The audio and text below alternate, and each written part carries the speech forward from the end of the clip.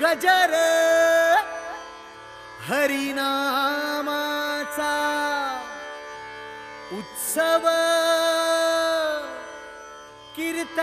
कीर्तनाचा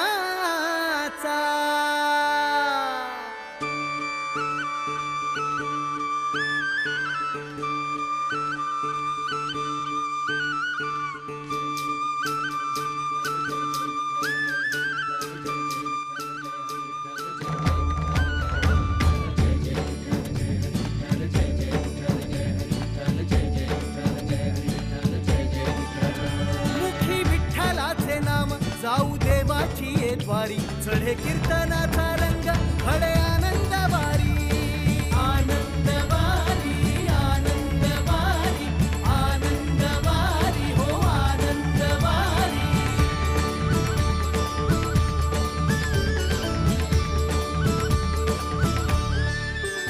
तुझ्या दर्शनात सुख तुझ्या नामात आनंद लागला मनाला हरिनामाचा हा छंद दूर झाला अंधकार उजळल्या दिशाचारी चढे कीर्तनाचा रंग घडे आनंदवारी आनंदवारी आनंदवारी आनंदवारी हो आनंदवारी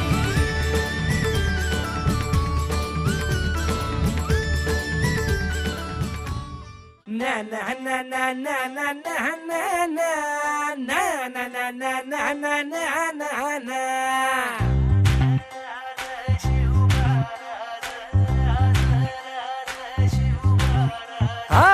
मी गड्या डोंगरच राहणार चाकर शिवबाच होणार आम्ही गड्या डोंगरच राहणार चाकर शिवबाच होणार आम्ही गड्या डोंगरच राहणार चाकर शिवबाच होणार आम्ही गड्या डोंगरच राहणार चाकर शिवबाच होणार निशान भगवे भूवर फडके शत्रूचे मग काळीच धडके निशान भगवे भूवर फडके शत्रूचे मग काळीच निशान भगवे भूवर फडके शत्रूचे मग काळीच धडके मावळे आम्हीच लढणार मावळे आम्हीच लढणार चाकर शिवबाच होणार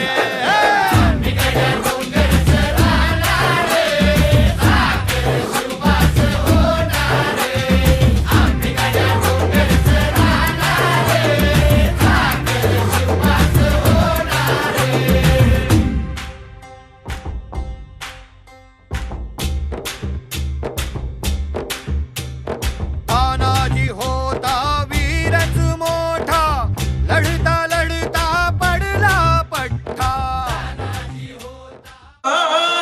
पंढरीनाथ भगवान माऊली ज्ञानेश्वर महाराज की जगद्गुरु तुकाराम महाराज की प्रभु रामचंद्र भगवान की जय श्रीराम जय श्रीराम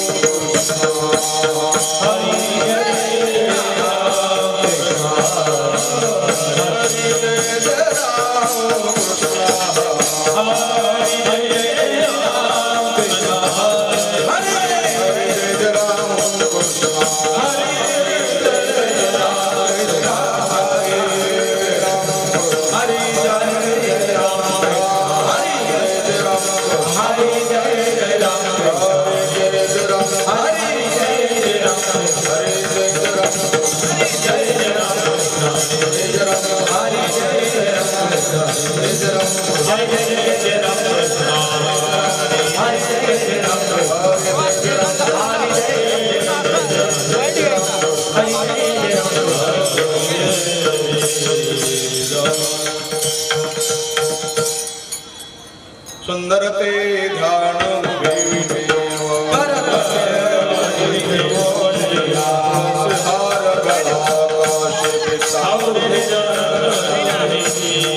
मकर कळसी श्रवण तुका म्हणे माझे हेची सर्व तुळसी हार गळा कास पिता देवाची हे द्वारे उभा हरिमुखे मना हरिमुखे नमो सारे देवे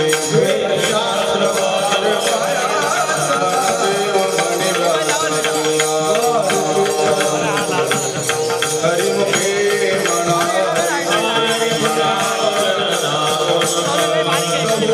निदान साहेच्या कोणी नवनीता तैसे घेया एक हरी आत्मा दिवस ज्ञानदेवा पाठ हरि हावे हरिमुखे म्हणा हरिमुखे गुणासार निर्गुण सगुण निर्गुण गुणाचे अव्यक्त निराकार ज्ञानदेवा जानी रामकृष्ण हरिमुखे म्हणा हरिमुखे भावहीन भक्ती भक्तिविन कैशेनि दैवत प्रसन्न कायासे करिषि प्रपंच ज्ञानदेव म्हणे हरे जप हरिमुखे म्हणा हरिमुखे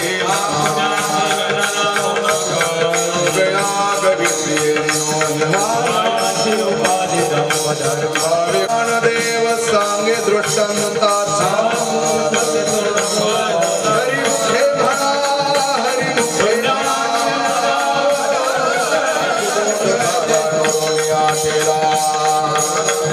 कापुराची वाती उदरी आला भागावे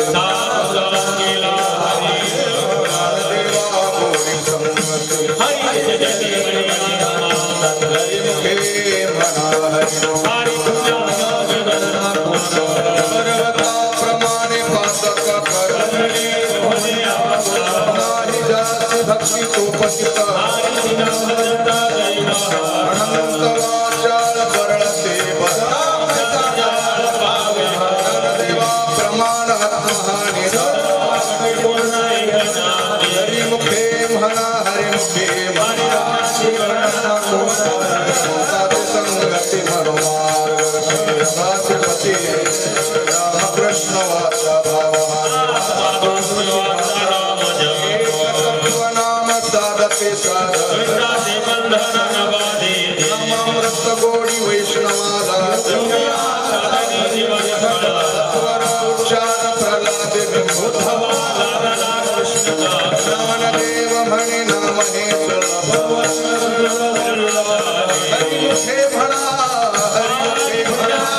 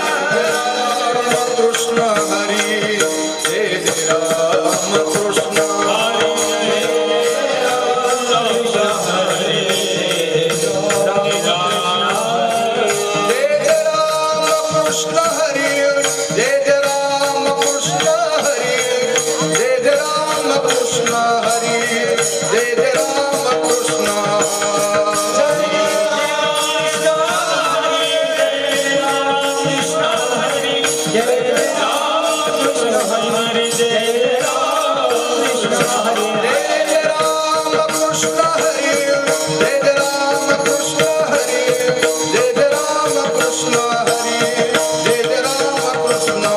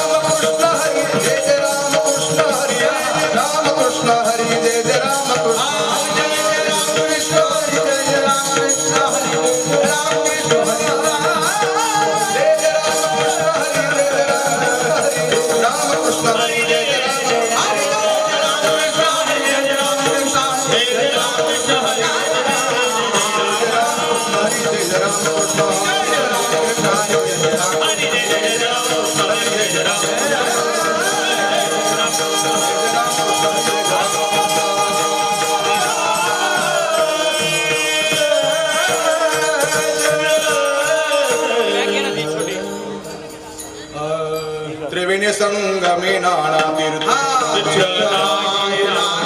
तीर्थ मुख तोणार पापी पुराण प्रसिद्ध बोलिले वाल्मी ज्ञानदेव म्हणे नाम जपा हरिमुखे म्हणा हरिमुखे म्हणा हरि उच्चारणे अनंत पाप राशी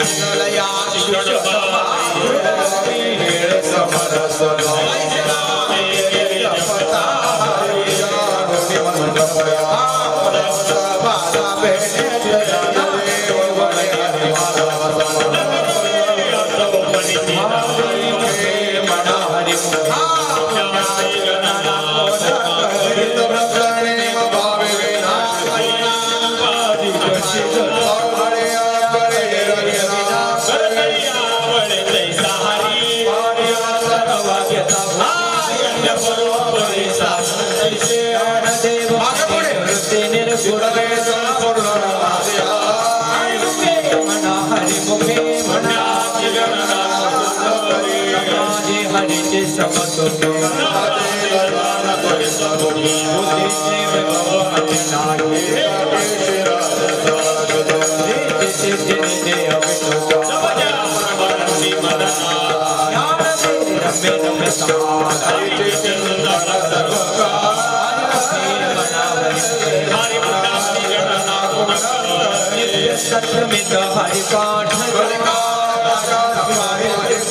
कृष्ण उच्चारण हरे हरे हरे मंत्र शिव पाठ नारायण हरि मुखे नाम हरि घेता समान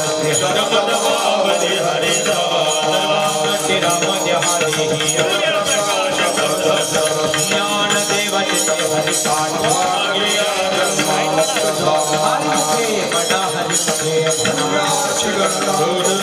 हरि बुद्धि जपे तो नर राम कृष्ण नामे उन्मनिता बुद्धि धर्म हरि पाठ राम राम कृष्ण हे मना हरि मुख हरि कीर्ते मुखे जले पांच समर्थ मातु पितृ भाता समुद्र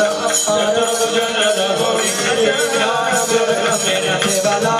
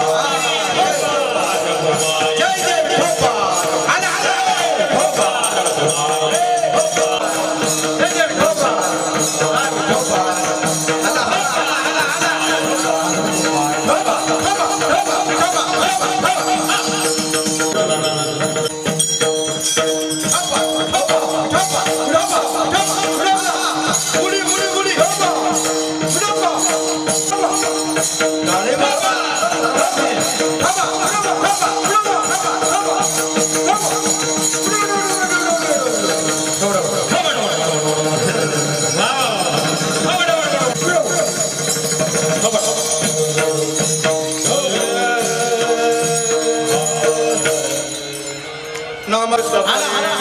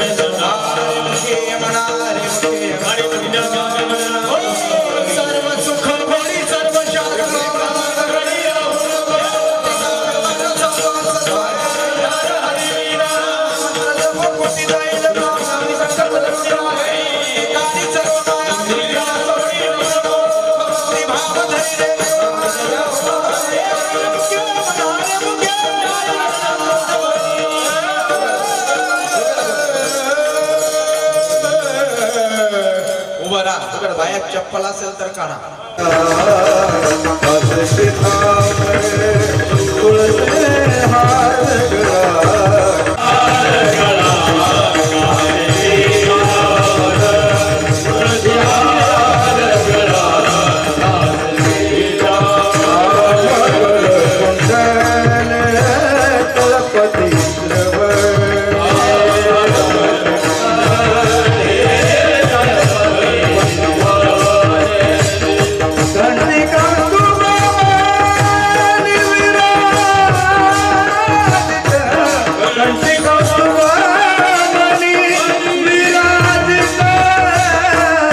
तुळसे हार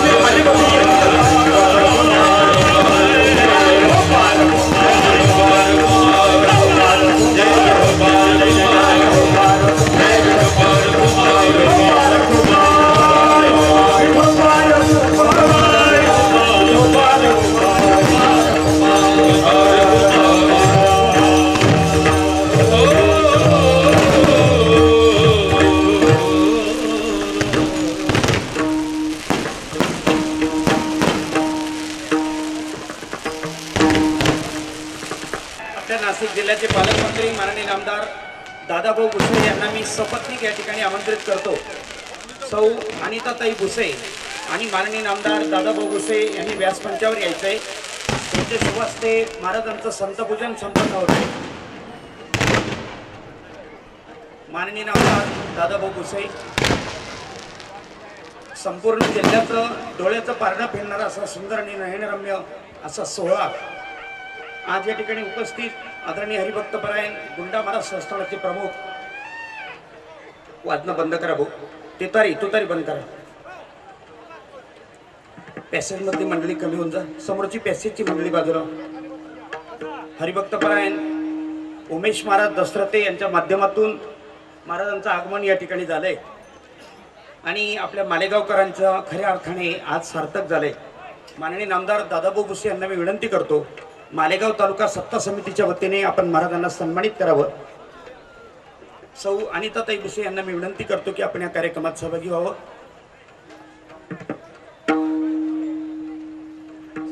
कृपया समोर उभा असलेला समाज खाली बसायचा आहे. कार्यकर्त्यांनी काळजी घ्या. समोर उभा असलेला जो समाज आहे खाली बसा सगळ्यांनी. माननीय आमदार दादाभाऊ भुसे आणि सौ अनिताताई भुसे यांच्या शुभ हस्ते म्हणजे सपत्नीक महाराजांचं पूजन या ठिकाणी संपन्न होतंय. महाराजांच्या मालेगावकडून एका महान आणि उज्ज्वल अशा परंपरेचा सत्कार संपन्न होतोय याचा आम्हाला सार्थ अभिमान आहे. जयांचे बिसाट शब्द सुखी म्हणो येती वेद, सदैव सच्चिदानंद कान होती ते.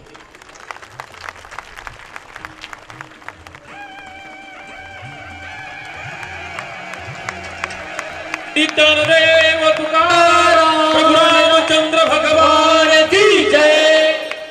यानंतर महाराजांसोबत आलेले विशाल गुरुजी छत्रपती संभाजीनगर यांचा सत्कार सुनील माऊली देवरे यांनी करावा अशी मी त्यांना विनंती करतो.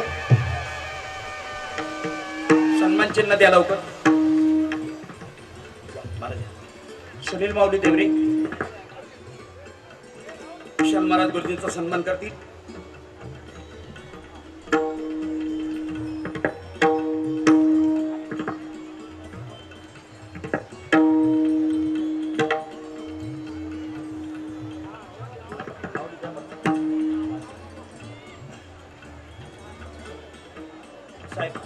साहेब कुंडलिक वरदा हरी विठ्ठल श्री ज्ञानदेव छत्रपती शिवाजी महाराज की. आदरणीय श्री विशाल गुरुजी यांचा सन्मान सुनील माऊली देवरे करतील. तुतारी बंद करा थोडा वेळ. यानंतर महेश महाराज पंढरपूरकर यांचा सत्कार श्रावणजी महाराज करतील.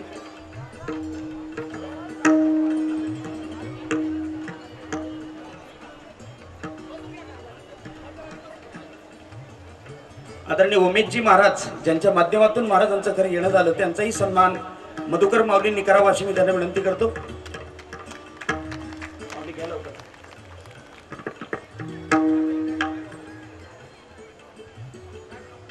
मित्र साहेबांच्या संकल्पना या खूप गोड असतात. आदरणीय महाराष्ट्री मी आपणास एक विनंती करू इच्छितो की आमच्याकडे एक युवक आहे ज्याने 50 युवकांना माळा घातल्यात आणि व्यसनापासून दूर केले. एकदा जोरदार टाळ्या झाल्या पाहिजे त्यांच्यासाठी. केशव माऊली देवरे यांना मी विनंती करतो की या ठिकाणी त्यांनी यावं, महाराजांच्या शुभ हस्ते आपला सन्मान घेऊन जावा. केशव माऊली देवरे. त्यानंतर श्री अमनजी परदेशी ज्यांनी 7 दिवस मर्दानी खेळ या ठिकाणी दाखल केलेले त्यांनी पण या ठिकाणी पळत या मर्दानी सारखे पळत या. यानंतर दिनेशजी गवळी महाराज हे आपल्या पाठीमागे असलेलं सुंदर बॅनर ज्यांनी रात्रभर मेहनत करून उभं केलं आदरणीय श्री दिनेशजी गवळी यांचाही सन्मान या ठिकाणी होत आहे. आणि भजन संध्या करणारे अहिरराव आणि बंडू माहेश्वरी यांना विनंती आपण व्यासमंचावर यावं. 7 दिवसामध्ये गेल्या 7 दिवसापासून साथी गटामध्ये अतिशय सुंदर पद्धतीने नियोजन करणाऱ्या साथी गटातल्या सर्व कार्यकर्त्यांचे मनपूर्वक आभार. त्याचप्रमाणे आदरणीय साहेबांचं जे ऑफिस वर्क आहे ते अतिशय उत्तम आहे. सर्व स्टाफने अतिशय सुंदर प्रकारे सहकार्य केले त्यांचे आभार. तालुक्यातील सर्व कीर्तनकार गायक वादक, वारकरी बांधव सगळ्यांचे साहेबांच्या वतीने मनपूर्वक आभार.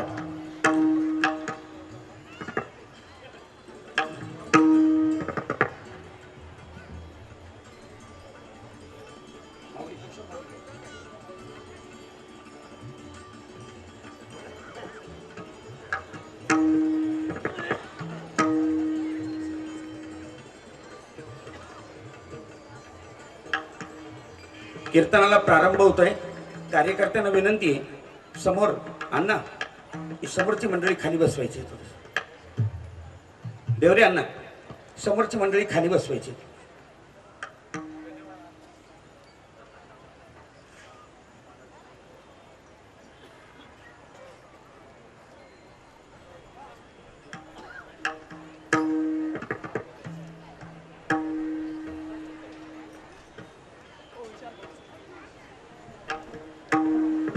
आज वारकरी संप्रदायामध्ये 3 प्रकारचे लोक आहेत. असा उदासीन विचार सुरुवातीला बोलू नये, पण बोलतो. संप्रदायावर जगणारा एक वर्ग आहे, संप्रदायाकरता जगणारा एक वर्ग आहे आणि संप्रदाय जगवणारा एक वर्ग आहे. आज सर्व वारकरी संप्रदायाचं भाग्य आहे, मालेगावकरांचं भाग्य आहे की संप्रदाय ज्यांच्यावर जगतो असे थोर महात्मे आपल्या या मालेगाव शहरामध्ये आलेले आहेत. माझी सर्व मालेगावकर वासियांना विनंती असेल, आपण त्यांच्या श्रवणाचा आनंद शिस्तीमध्ये शांततेत घ्यावा अशी विनंती करतो आणि सद्गुरू चरणाला विनंती करतो की आम्हाला आशीर्वचनांना आपण उपकृत करा.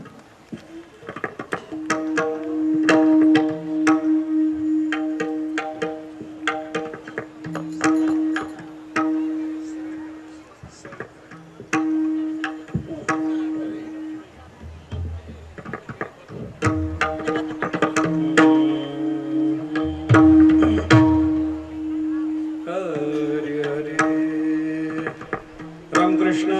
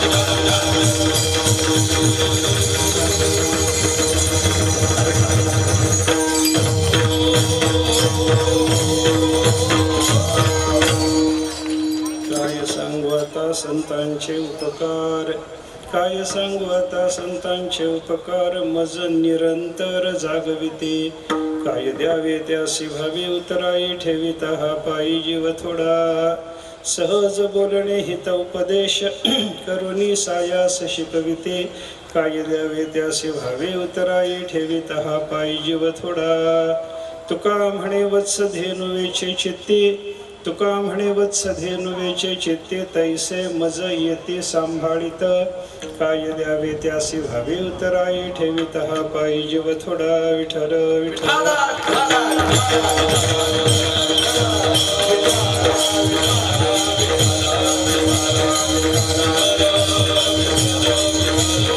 काय सांगू आता संतांचे उपकार काय सांगू आता संतांचे उपकार मज निरंतर जागविते काय द्यावे त्यासे व्हावे उतराई ठेविता हा पायी जीव थोडा सेवेकरता घेतलेला अभंग जगद्गुरु संत शिरोमणी श्री तुकाराम महाराजांचा एक अत्यंत महत्त्वाचा असा अभंग आहे संत प्रकरणातला या अभंगातून तुकाराम महाराजांनी साधू पुरुषाच्या संबंधानं काही चिंतन आपल्याला सांगितलं आणि संताच्या संबंधातलं चिंतन सांगत असताना साधूचा जगावर झालेला साधक वर्गावर विशेषतः झालेला जो कोणता उपकार असेल त्या उपकाराचं वर्णन केलं आणि नुसतं उपकाराचं वर्णन न करता त्या उपकाराच्या बद्दल कृतज्ञता व्यक्त केली विठ्ठल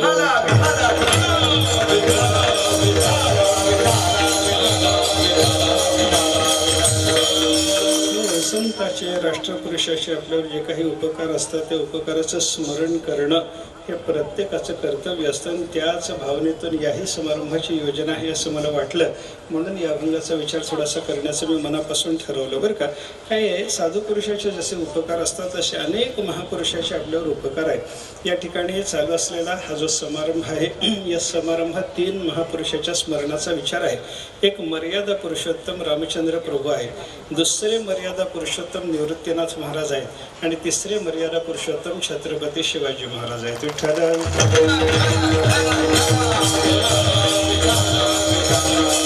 मर्यादा पुरुषोत्तम म्हणण्याची योग्यता या 3ही महापुरुषांच्या ठिकाणी नक्की आहे असं त्यांचं चरित्र पाहिल्याच्या नंतर आपल्याला म्हणता येतं बरं का रामचंद्र प्रभूचं चरित्र पाहिल्याच्या नंतरच त्यांना मर्यादा पुरुषोत्तम ही पदवी जशी दिली गेली तसं निवृत्तीनाथ महाराजांचं चरित्र पहा की छत्रपती शिवाजी महाराजांचं चरित्र पहा या 2ही महापुरुषांना मन आपोआप मर्यादा पुरुषोत्तम म्हणायला तयार होतं विठ्ठल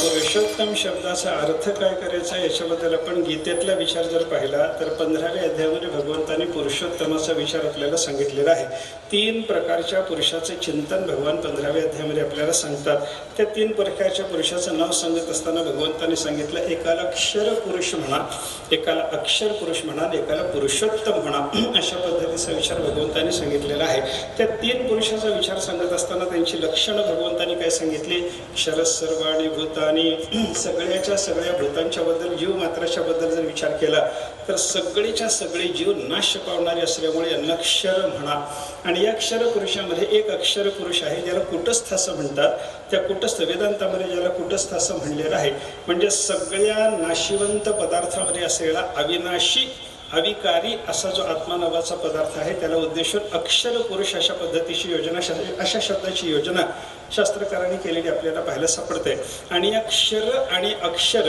या सगळ्याच्या सगळ्या पुरुषाचं अधिष्ठान असलेला जो मूळ पुरुष आहे त्याचं नाव आहे पुरुषोत्तम विठ्ठल विठ्ठल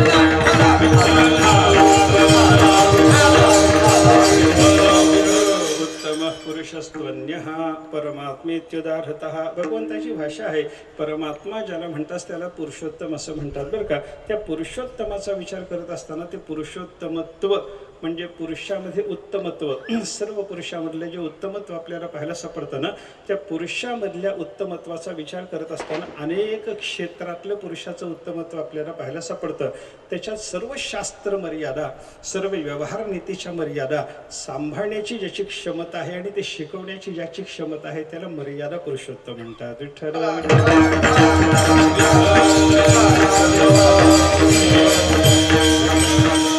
सगळ्या मर्यादा स्वतः स्वतःला कळाल्या पाहिजेत, सगळ्या मर्यादा स्वतः पाळल्या पाहिजेत आणि सगळ्या मर्यादामध्ये सगळ्या जगाला स्थापन करून तसं प्रवृत्त करण्याची क्षमता असली पाहिजे. त्याला मर्यादा पुरुषोत्तम म्हणतात. शास्त्राची मर्यादा काय, व्यवहाराची मर्यादा काय ह्याचं ज्ञान असावं. पहिली गोष्ट, ज्ञानाच्या नंतर ती शास्त्राची आणि व्यवहाराची मर्यादा स्वतः पाळावी. दुसरी गोष्ट, आणि आपण पाळत असलेली शास्त्राची आणि व्यवहाराची मर्यादा पाळण्यामध्ये जगाला प्रवृत्त करण्याची क्षमता असावी. तिसरी गोष्ट, त्याला म्हणतात मर्यादा पुरुषोत्तम. विठ्ठल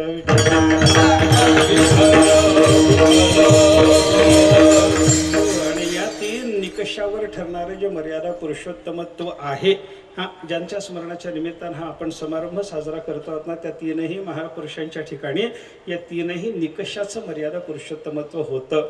शास्त्राची मर्यादा आणि व्यवहाराची मर्यादा कळणे रामचंद्र प्रभूला जसं आहे तसं निवृत्तीनाथ महाराजांनाही आहे. जसं रामचंद्र प्रभू आणि निवृत्तीनाथ महाराज शास्त्राची आणि व्यवहाराची मर्यादा जाणतात, त्याप्रमाणे ती व्यवहाराची मर्यादा छत्रपती शिवाजी महाराजही व्यवस्थित रीतीनं जाणतात. पहिली गोष्ट, शास्त्राची मर्यादा जाणणं झाल्याच्या नंतर त्या शास्त्राच्या मर्यादेमध्ये आणि व्यवहाराच्या मर्यादेमध्ये स्वतः वर्तन करायचं. हे रामचंद्र प्रभूंनी जसं केलं तसं निवृत्तीनाथ महाराजांनी केलं. आणि निवृत्तीनाथ महाराज आणि रामचंद्र प्रभू ज्याप्रमाणे शास्त्र आणि व्यवहाराच्या मर्यादेमध्ये स्वतः वागतात, तसे छत्रपती शिवाजी महाराजही शास्त्राच्या आणि व्यवहाराच्या मर्यादेमध्ये वागतात असं त्यांचं चरित्र पाहिल्यानंतर आपल्याला कळतं. आणि स्वतः शास्त्राची व्यवहाराची मर्यादा जाणणे पहिली गोष्ट, शास्त्राची आणि व्यवहाराची मर्यादा पाळणे दुसरी गोष्ट.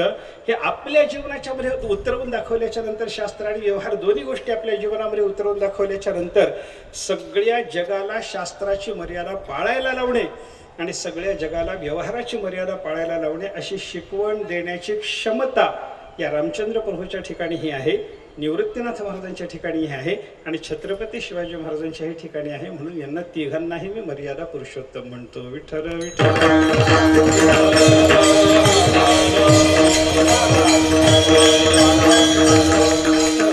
एकाचं मंदिर होत आहे, एकाचा सप्तशतकोत्तर सुवर्ण महोत्सव होतो आहे आणि छत्रपती शिवाजी महाराजांना राज्यारूढ होऊन यंदाच्या वर्षी 350 वर्ष 351 वर्ष होत आहेत. या सगळ्या आनंदाच्या पार्श्वभूमीवर या उत्सवाची, या समारंभाची योजना आमच्या आदरणीय दादाभाऊ भुसे यांनी केलेली आहे. ही मोठी आनंदाची गोष्ट आहे. मला इथं आल्याच्या नंतर मोठा आनंद वाटला.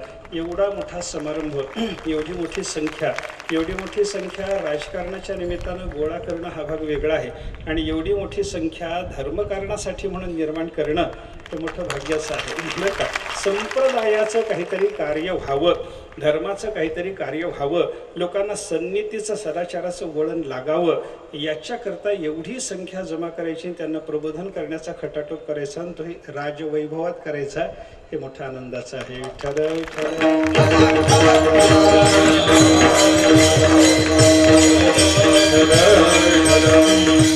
मला असं कळालं की इथं दादाभाऊंना हे त्यांचं वर्णन केलेलं आवडत नाही, पण वर्णन केलेलं मलाही आवडत नाही बरं का. कोणाचं एखाद्या व्यक्तीचं वर्णन करावं हे मला जरी आवडत नसलं तरी एखाद्या व्यक्तीचं कार्य पाहिल्याच्या नंतर त्याच्या वर्णनाशिवाय गप्प बसवतही नाही. विठ्ठल विठ्ठल.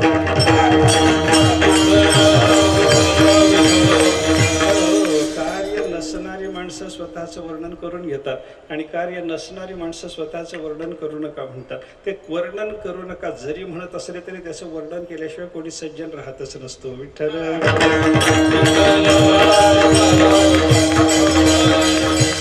ज्ञानेश्वर महाराज बघा, निवृत्तीनाथ महाराज बघा, तुकाराम महाराजासारखा महात्मा बघा, नामदेवराय एकनाथ महाराजासारखा महात्मा बघा. या कोणत्या महात्म्याच्या कार्याच्या बद्दल आपण चिंतन करायला लागलो तर कोणाचं कार्य कमी आहे? हो, सगळ्याचं कार्य मोठं आहे. आणि हे सगळे मोठं कार्य करणारे महात्मे यांचं वर्णन जर कोणी करायला गेला तर त्याला उत्तेजना देतात का? माझं वर्णन कर म्हणतात का? वर्णन कर कोणी म्हणत नाही, पण कोणीही वर्णन नको नको म्हणत असताना उलट निवृत्तीनाथ महाराजांनी तरी ज्ञानेश्वर महाराजांना संतांचं स्तवन करताना त्यांचं पाल्हाळिक वर्णन ऐकून निवृत्तीनाथ महाराजांनी थांबवायचा प्रयत्न केला. तू संत स्तवनी रतसी तरी कथेची सेन करीसी निराळी बोल देखसी सनागर. ज्ञानेश्वरी सांगत असताना गीतेचा अर्थ बोलत असताना त्या गीतेच्या अर्थाच्या चिंतनामध्ये 5व्या अध्यायात प्रसंगानं ज्ञानेश्वर महाराज संत महात्म्यांचं वर्णन करायला लागले आणि ते अतिवर्णन झालं असं जेव्हा निवृत्तीनाथ महाराजांना लक्षात आलं तेव्हा निवृत्तीनाथ महाराजांनी ज्ञानोबारायला सांगितलं, तो संताचं वर्णन करायला लागलास की तुला काय विषय चालू याचं भान राहत नाही बाबा, थांबव आता हे बोलणं, कथा सांगायला लाग. विठ्ठल विठ्ठल.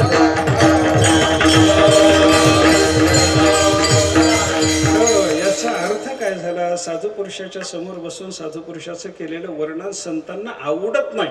पण संतांना आवडत नाही, निवृत्तीनाथ महाराजांना ते वर्णन आवडणार नाही म्हणून ज्ञानेश्वर महाराज ते वर्णन करायचं थांबतात का? त्याचं कारण काय आहे, निवृत्तीनाथ महाराजांचे ज्ञानोबाराय असलेले उपकार, निवृत्तीनाथ महाराजांचे जगावर असलेले उपकार, निवृत्तीनाथ महाराजांनी धर्माचं, वेदाचं, शास्त्राचं, संप्रदायाचं, सदाचाराचं, सन्नीतीचं रक्षण करण्याकरता केलेले जे काही कार्य आहे आणि त्या कार्याची ज्ञानोबारायला दिलेली जी शक्ती आहे, त्या शक्तीच्या संबंधानं ज्ञानेश्वर महाराजांच्या अंतःकरणात असलेला आदर ज्ञानेश्वर महाराजांना गप्प जसं बसू देत नाही की नाही, तसं दादाभाऊंना जरी आवडत नसलं तरी त्यांनी केलेली ही सगळी जी सेवा आहे या सेवेच्या संबंधानं कोणत्याही पक्षाचा आमच्या मनात अभिमान नसताना, कोणत्याही पक्षाचा पक्षपात आमच्या अंतःकरणात नसताना संप्रदायाकरता त्यांनी केलेलं कार्य पाहिल्याच्या नंतर कौतुक करावं वाटतं. विठ्ठल.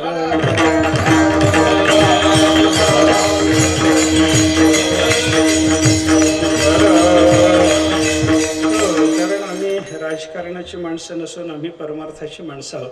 परमार्थाची माणसं म्हणत असताना सुद्धा वारकरी संप्रदायाची माणसं आहोत.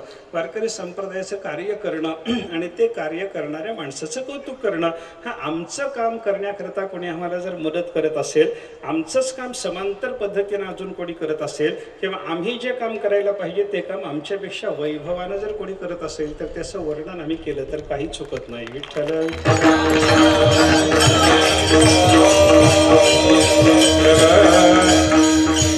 आणि हे वर्णन का करायचं, आता आपण थोडंसं या चालू प्रकरणाच्या संबंधानं, प्रसंगाच्या संबंधानं थोडंसं बोलणं केल्याच्या नंतर आता आपल्याला अभंगाकडे वळायचं आहे. हे वर्णन का करायचं, तर जगावर उपकार करण्याकरता त्यांनी काही क्रिया केलेली असते, तेव्हा त्या साधू पुरुषाच्या उपकाराचं चिंतन तुकाराम महाराज प्रस्तुत अभंगामध्ये करतात. बघा तुम्ही, महाराजांनी या ठिकाणी काय केलं, साधू पुरुषांनी जगावर केलेला उपकार जगाला सांगितला आणि तो उपकार नुसता सांगितला नाही तर उपकाराच्या संबंधानं आपल्या अंतःकरणात असलेली कृतज्ञताही व्यक्त केलेली आहे. बघा, संताचा उपकार आहे आणि तो फेडण्याची माझ्यात क्षमता नसल्यामुळं मी संताच्या संबंधानं केवळ कृतज्ञ राहतो असं म्हणणं सुद्धा मोठेपणाचं आहे. विठ्ठल विठ्ठल.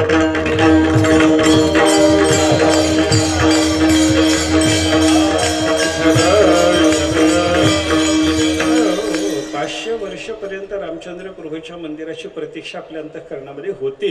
ती प्रतीक्षा पूर्ण होण्याचा काळ ज्यांच्या ज्यांच्या कार्यानं, ज्यांच्या ज्यांच्या बलिदानानं, ज्यांच्या ज्यांच्या मोठेपणानं, ज्यांच्या ज्यांच्या धर्मप्रेरणेनं, संप्रदाय प्रेरणेनं तरुण सज्जनाच्या अंतःकरणामध्ये उत्तेजना निर्माण करण्याच्या निमित्तानं हे कार्य आज उभं राहिलेलं पाहायला सापडतं ना, त्या सगळ्याच्या सगळ्या साधू पुरुषाचे उपकार मानण्याचा आजचा प्रसंग आहे. विठ्ठल.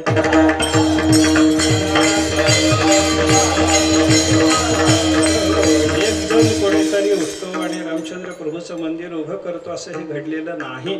550 वर्षाचा हा संघर्ष आहे. परकीयांनी आपल्याकडे यावं, आपली मंदिरं उद्ध्वस्त करावीत, त्या ठिकाणी वेगळ्या काहीतरी प्रकारच्या धर्मभावना घेऊन वेगळ्या पद्धतीच्या असं काहीतरी इमारती वगैरे त्यांनी उभ्या कराव्यात, असा जो प्रकार झालेला होता. आपल्याला कोणाची मन दुखवायची नाहीत बरं का, पण जो लोकांनी आपल्यावर आक्रमण करून, आक्रांत लोकांनी जो काही इतिहास आपल्या ठिकाणी घडवण्याचा प्रयत्न केलेला होता, तो इतिहास मिटवण्याचा प्रयत्न म्हणून राम मंदिराचा आग्रह आहे. विठ्ठल विठ्ठल.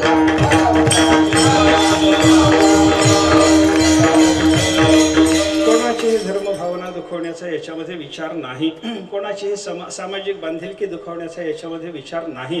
केवळ केवळ केवळ परकीयांनी आपल्यावर केलेलं आक्रमण आणि केवळ त्या परकीयांनी केलेल्या आक्रमणातून आपला केलेला विनाश, आपल्याकडे केलेली उद्ध्वस्तता, ती सगळीच्या सगळी उद्ध्वस्तता, त्या उद्ध्वस्ततेचा कलंक थांबवायचा आणि तो कलंक थांबवून आपला उज्ज्वल भव्य अशा पद्धतीचा वैभवी जो इतिहास मागच्या काळात होता तो तसाच्या तसा पुन्हा उभा करून जगामध्ये दिमाखानं उभं राहायचं असा हा प्रयत्न आहे. विठ्ठल.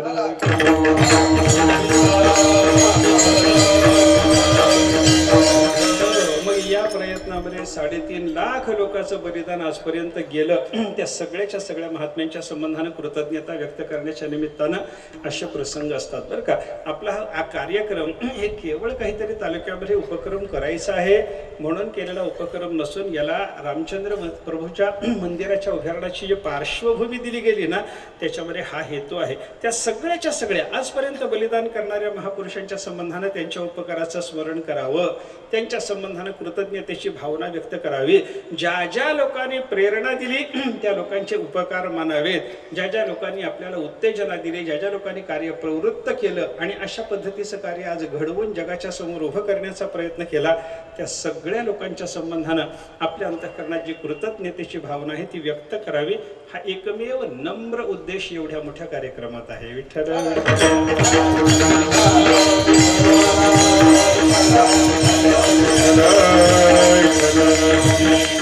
जसा रामचंद्र प्रभूच्या संबंधानं अंतःकरणात असलेला आदराचा भाव तो व्यक्त करण्याच्या निमित्तानं त्या बलिदान करणाऱ्या महापुरुषांच्या संबंधानं कृतज्ञता या दोन्ही भावना व्यक्त करण्याकरता हा समारंभ आहे. त्याच पद्धतीनं मर्यादा पुरुषोत्तम निवृत्तीनाथ महाराज ज्यांच्या समाधीला 725 वर्ष यंदाच्या वर्षाला पूर्ण होतात अशा त्या महापुरुषाच्या संबंधानं ज्यांनी ज्ञानेश्वर महाराजासारखा शिष्य घडवून जगाच्या कल्याणाकरता सिद्ध करून दिला त्या महात्म्याच्या संबंधानं कृतज्ञता व्यक्त करावी. त्यांच्या चरणी विनम्र अभिवादन करावं, त्यांच्या उपकाराचं स्मरण करावं आणि त्यांच्या उपकाराच्या बद्दलची आपल्या अंतःकरणातली कृतज्ञतेची भावना व्यक्त करावी. हा दुसरा उद्देश अशा समारंभात आहे. विठ्ठल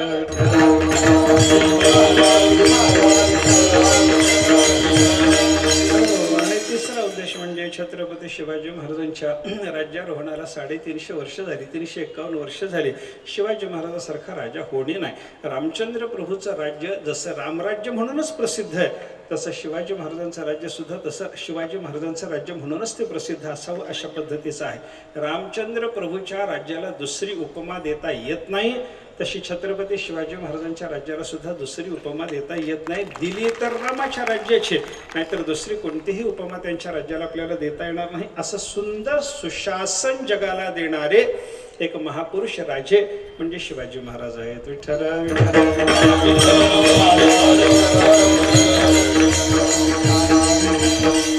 रामराज्याचं जसं वर्णन आहे, रामराज्य म्हणजे रामराज्यच आहे बरं का.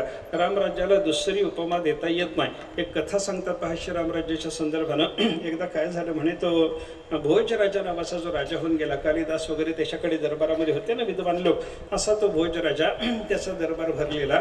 दरबारात सगळे मोठे मोठे लोक आलेले, काही सुंदर सुंदर कवी आलेले, चांगल्या चांगल्या कविता सादर करू लागले आणि त्या सगळ्या दरबारात जमा झालेल्या विद्वानांनी एकमुखानं जाहीर केलं की आमच्या भोजराजाचं राज्य म्हणजे रामराज्य आहे. सगळे म्हणायला लागले रामराज्य रामराज्य, भोजाचं राज्य म्हणजे रामराज्य रामराज्य. सगळ्यांनी एकमुखाने ही मान्यता दिल्याच्या नंतर त्या दरबारामध्ये एक साधू आला होता. त्या साधूनं मात्र हात वर करून सांगितलं, माझा एकट्याचा या तुमच्या बोलण्याला विरोध नोंदवा म्हणे. भोजराजाचं राज्य रामराज्य आहे असं जे तुम्ही म्हणता ना, याला माझा एकट्याचा विरोध आहे. भोजाचं राज्य रामराज्य नाही असं त्या महात्म्याने सांगितल्याच्या बरोबर त्या महात्म्याला भोजराजांनी पुढे यायला सांगितलं. नमस्कार केला. महात्मा मोठा आहे, अधिकारी आहे हे त्यांना माहिती असल्यामुळे त्यांना भोजराजांनी नमस्कार केला. आसनावर बसवलं आणि त्यांना विचारलं, म्हणे महाराज माझ्या राज्याबद्दल तुम्हाला काही शंका? ते म्हणले अजिबात नाही, माझं राज्य चांगलं नाही, मी असं अजिबात बोललो नाही. म्हणाले महात्मा तुमचं राज्य सुंदर आहे, उत्तम. एक राजा कसा असावा आणि राज्य कसं सांभाळावं याचं एक उत्तम उदाहरण तुम्ही जगाला घालून दिलेलं आहे असं तुमच्याबद्दल माझं म्हणणं आहे. मग महाराज आत्ता बोलताना हे सगळे लोक जे म्हणाले की माझं राज्य म्हणजे रामराज्य आहे, त्याला तुम्ही सांगितलं ना माझा एकट्याचा विरोध, अगदी बरोबर म्हणे. तुमचं राज्य चांगलं आहे असं म्हणूनही मी तुम्हाला सांगतो की तुमचं राज्य रामराज्य नाही. भोजराजा म्हणाले काय कमी पडलं सांगा ना. माझ्या राज्याला तुम्ही चांगलं म्हणता, सुशासन कसं असावं हे दाखवून देणारं माझं राज्य आहे असं म्हणता, आदर्श राजा म्हणून माझी मान्यता तुम्ही स्वीकारता आणि हे सगळं करून सुद्धा माझ्या राज्याला तुम्ही रामराज्य म्हणत नाही. त्यांनी सांगितलं रामराज्य काही म्हणता येत नाही, कारण रामराज्य काही और गोष्ट आहे. विठ्ठल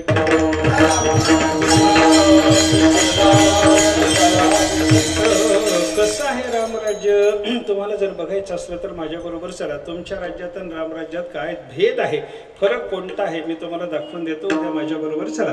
काही गडी सोबत घ्या, काही खणाईचं साहित्य सोबत घ्या, आपल्याबरोबर थोडंसं तुमचे मंत्री सगळे बाकीचे बरोबर सोबत घ्या. हे सगळं मंत्रिमंडळ तुमचं सोबत असू द्या. आणि मी म्हणतो त्याप्रमाणे एका ठिकाणी आपण गेल्याच्या नंतर तुम्हाला रामराज्याची गंमत दाखवतो म्हण. राजाने मान्य केलं. दुसऱ्या दिवशी ठरलेली जी वेळ होती त्यावेळेला राजा सगळं मंत्रिमंडळ, 2-4 मजूर गडी, त्याच्यानंतर खणाईचं साहित्य हे सगळं घेऊन हजर झाल्याबरोबर तो महात्मा त्या ठिकाणी आला. महात्म्याने सांगितलं चला ना माझ्याबरोबर, चला ना, तुम्हाला रामराज्य बघायचं ना, चला. महात्मा पुढं, ही सगळी मंडळी मागं. एक ठराविक अंतर चालून गेल्याच्या नंतर महात्म्याने सांगितलं इथं रामराज्य म्हणजे जमिनीमध्ये तुम्हाला बघायचं असलं तर खड्डा खणा. किती खणायचं? 5 फूट खणा म्हणे. महात्म्याने खणायला सांगितल्याच्या नंतर परसभर खणा. त्यावेळेसची भाषा 5 फुटाची नव्हती, पुरुषाची भाषा. 1 परसभर, पुरुषभर खणा असं सांगितल्याच्या नंतर तिथं खणलं. खणल्याच्या नंतर खाली एक दार लागलं. दरवाजा लागल्यावर महात्म्याने सांगितलं दरवाजा उघडा, आता आपल्याला जावं लागेल रामराज्य पाहायचं असेल तर.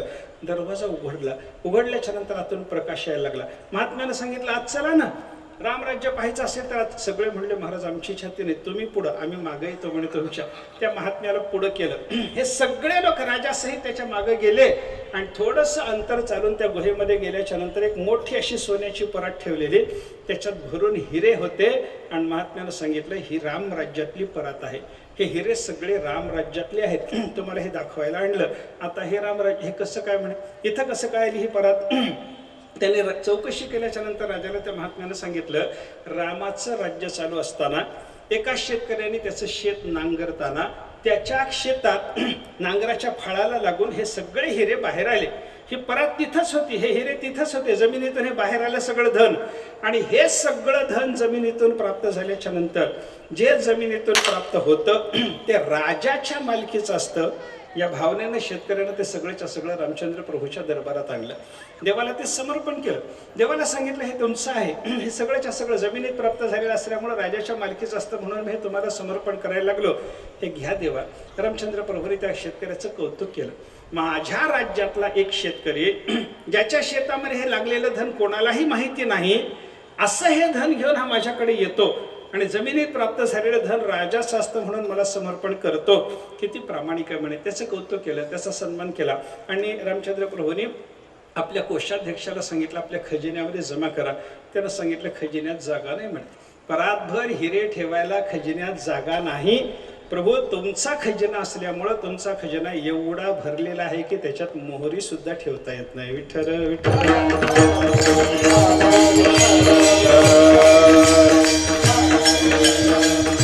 एक मोहरीचा दाणा बसू शकत नाही तिथे. परातभर हिरे कुठले ठेवायचे म्हणे. नाही, आपल्याकडे जागा नाही देवा. देवाने ते ऐकून घेतलं आणि मग त्या शेतकऱ्याला सांगितलं एक काम कर बाबा, तुझ्या शेतात मिळाले ना तो राजाचं धन असतं म्हणून मला आणून दिलं ना, मी हे माझ्याकडे कोषाध्यक्षाला ठेवायला सांगितलं ना, आता आमच्याकडे जागा नाही. मग काय कर म्हणे, तुला गरज असेल तर घेऊन जा. तुझ्या शेतात मिळाले हिरे आहेत, मी तुला सांगतो हे घरी घेऊन जा. तर म्हणलं असं करत नाही. म्हणला मी न्यायाला, नियमाला, धर्माला धरून वागणारा माणूस असल्यामुळं रामा तुमच्या राज्यातला मी माणूस आहे. मर्यादा तुम्ही पाळताना आम्हाला पाळायला शिकवता, तुम्ही मर्यादा पुरुषोत्तम आहात. आणि त्याच्यामुळं हे हिरे माझ्या शेतात मिळाले असले तरी परंतु जमिनीतलं धन राजाचं असतं, मी न्यायला तयार नाही. आता काय करा, त्याच्या शेतात आलेले हिरे त्याला रामाला दिले. रामाला कोषाध्यक्षाला ठेवायला सांगितले. कोषाध्यक्ष म्हणतो ठेवता येत नाहीत. मग रामचंद्र प्रभूनं तू हे हिरे घेऊन जा म्हणून शेतकऱ्याला सांगितलं. तो न्यायला तयार नाही. रामचंद्र प्रभूनं मग सांगितलं एक काम करा, आपल्या अयोध्येच्या चौरस्त्यावर हे हिऱ्याची परात ठेवा आणि गावात दौंडी द्या.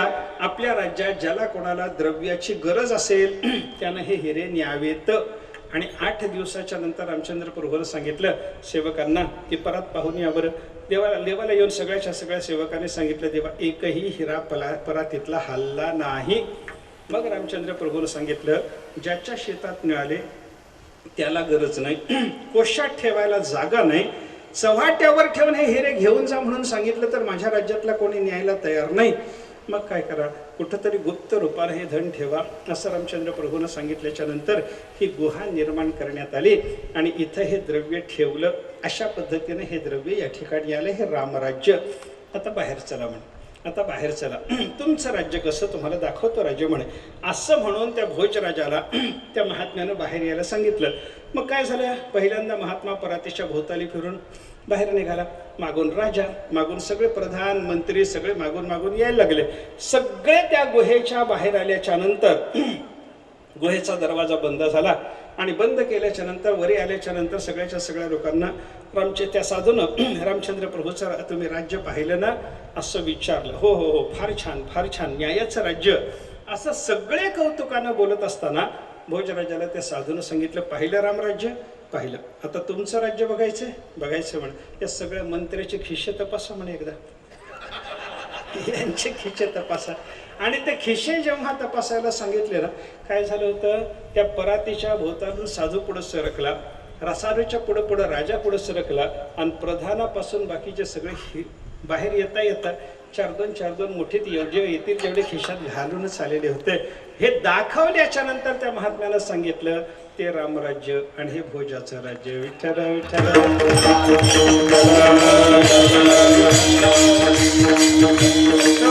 मग तुमचं राज्य चांगलं आहे, सुशासन आहे, हे सगळं जरी खरं असलं तरी तुमच्या राज्याला रामराज्य म्हणू का, असं त्या महात्म्यानं साधूनं त्या राजाला विचारल्याच्या नंतर भोजराजानं सांगितलं, खरंच आहे म्हणे, माझं राज्य चांगलं हे जरी खरं असलं तरी रामराज्य नाही. मला सांगायचं काय आहे, रामराज्याला दुसरी उपमा देता येत नाही. आणि रामराज्याला जशी उपमा देता येत नाही तसं शिवाजी महाराजांचं जे शासन होतं, ती शासनाची पद्धती, त्यांचं मंत्रिमंडळ, त्यांच्याकडून शिवाजी महाराजांनी करून घेतलेलं वर्तन, हे सगळंच्या सगळं इतिहासातून जर आपण अभ्यासलं तर तसा राजा पुन्हा होणे नाही. विठ्ठल विठ्ठल.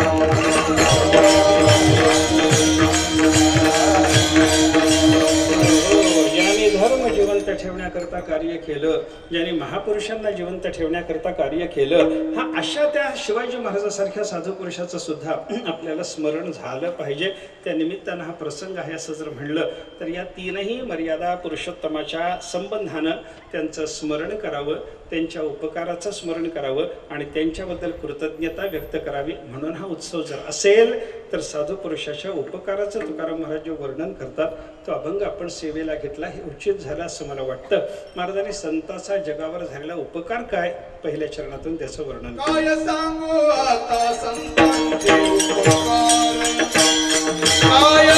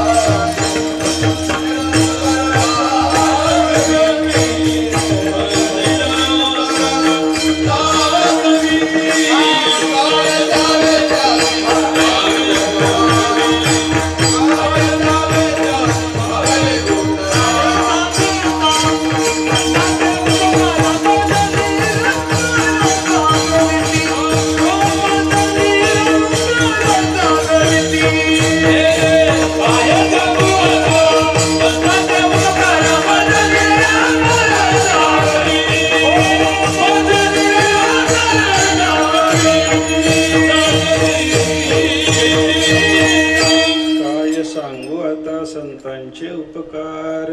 मज निरंतर जागविते. साधू पुरुषाच्या उपकाराच्या बद्दल मी काय बोलू, मला संत महात्म्यांनी निरंतर जाग केला, हा संतांचा माझ्यावर उपकार झाला असं महाराज साधू पुरुषाच्या उपकाराचं स्मरण करतात बरं का.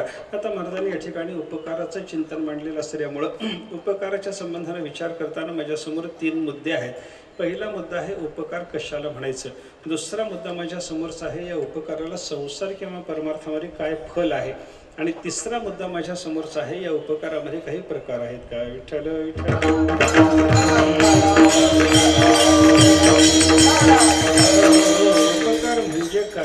विचार जर करायचा झाला तर उपकार शब्दाचे अवयव पाडा. उपकार शब्दामध्ये उप आणि कार अशा दोन शब्दाच्या संयोगातून हा उपकार शब्द सिद्ध झालेला आहे. लक्षात जर घेतलं तर उपशब्दाचा अर्थ समीपे, जवळ. उपशब्दाचा अर्थ जवळ असा होतो बरं का. आणि कार शब्दाचा अर्थ करणे असा होतो. म्हणून उपकार शब्दाचा अर्थ काय झाला? जवळ करणे. याला उपकार करणे म्हणतात. विठ्ठल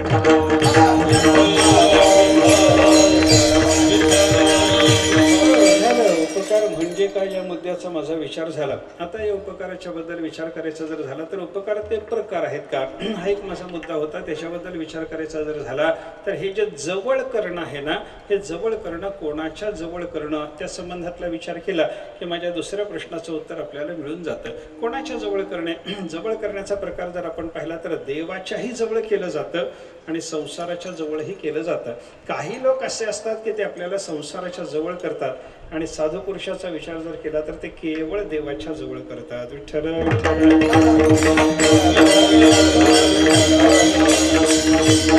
ज्याने आपलं लग्न करून दिलं, ज्याने आपल्याला शेत नव्हतं शेत घेऊन दिलं, ज्याने आपल्याला घर नव्हतं घर बांधून दिलं, ज्याने आपल्याकडे पैसा नव्हता पैसा मिळवून दिला, उदरनिर्वाहाचं काहीतरी साधन आपल्याला प्राप्त करून दिलं, अशा सगळ्या लोकांचे सुद्धा आपल्यावर उपकार आहेत. पण याला सांसारिक उपकार म्हणतात. आणि काही लोकांनी मात्र देव जाणवून दिला, देवाचा बोध दिला, देवाची भक्ती दिली, देवाच्या सेवेत आपल्याला जोडून दिलं, हा सुद्धा त्या साधू पुरुषाने आपल्याला देवाच्या जवळ करण्याचा केलेला प्रयत्न आहे असं आपल्याला म्हणता येतं. मग उपकार म्हणजे जवळ करणे आणि त्याच्यात प्रकाराचा विचार करत असताना देवाच्या जवळ करणे एक आहे आणि संसाराच्या जवळ करणे, दोन्ही उपकारच आहेत. विठ्ठल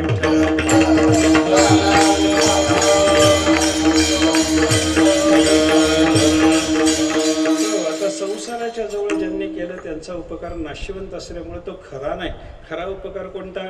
तुकाराम महाराजांनी खऱ्या उपकाराची व्याख्या आपल्याला सांगितलेली आहे. पहा, तुका म्हणे ओ रे नो रे, तुका म्हणे ओ रे नो रे,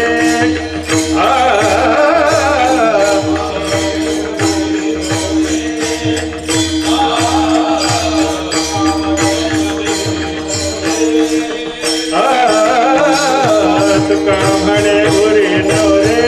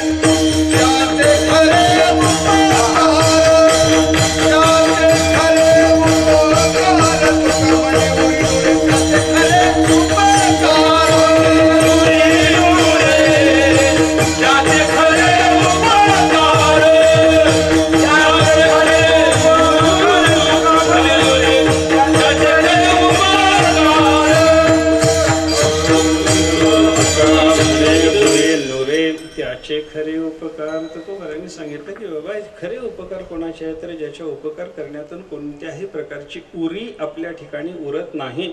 अज्ञानाची उरी, कर्माची उरी, जीवदशेची उरी, वासनेची, संस्काराची उरी, पापपुण्याची उरी हे आपल्याजवळ काहीही उरू देत नाही. असे ज्यांचे उपकार आहेत ना त्याचे खरे उपकार, त्या साधू पुरुषाचे उपकार खरे असतात. आता संसाराच्या जवळ केल्याच्या नंतर हे सगळं उरत नाही असं होत नाही, उलट वाढत जातं. संसाराच्या जवळ केलं की वासना वाढली, संसाराच्या जवळ केलं की अज्ञान वाढलं, कर्म वाढलं, पापपुण्य वाढलं, सुखदुःख वाढलं, असं होत असल्यामुळे संसाराच्या जवळ ज्यांनी केलं त्यांचा उपकार खरा नाही. आणि ज्यांनी देवाच्या जवळ केलं, देवाच्या जवळ गेल्याच्या नंतर अज्ञानच संपून गेलेलं असल्यामुळे अज्ञानापासून निर्माण होणारी सगळी परंपरा थांबून गेली. विठ्ठल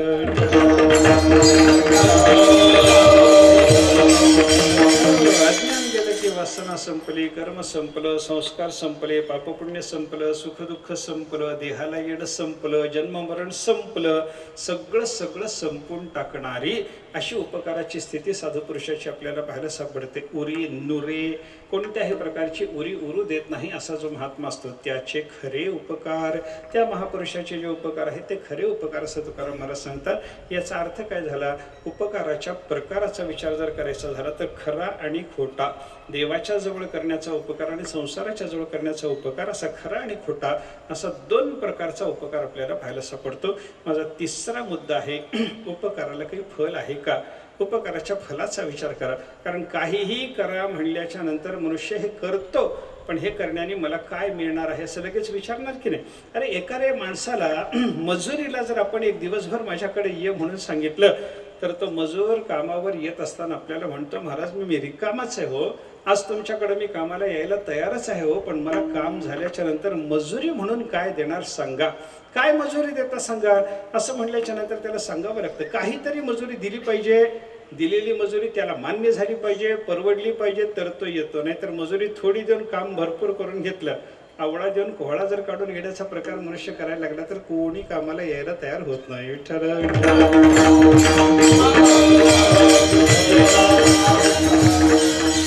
म्हणजे काहीतरी काम करायला सांगितल्याच्या नंतर मनुष्य फलाचा विचार करणार. तसं उपकार करा म्हणून जगाला जर संतांनी सांगितलं, साधू पुरुषांनी सांगितलं, नीतिशास्त्र जाणणाऱ्या लोकांनी सांगितलं, तर लगेच जग विचारायला लागतं की हे उपकार करण्याने काय मिळणार आहे सांगा. तर ही उपकार नावाची गोष्ट अशी गमतीची आहे, हिला संसारातही फल आहे आणि परमार्थातही फल आहे. सगळ्याच गोष्टीला, सगळ्याच तत्वांना दोन्हीकडे फल नसतं. काही गोष्टीला संसारातच फल आहे आणि काही गोष्टीला परमार्थातच फल आहे. पण परोपकार नावाची गोष्ट अशी गमतीची आहे, तिला संसारातही चांगलं फल आहे आणि परमार्थातही फल आहे. विठ्ठल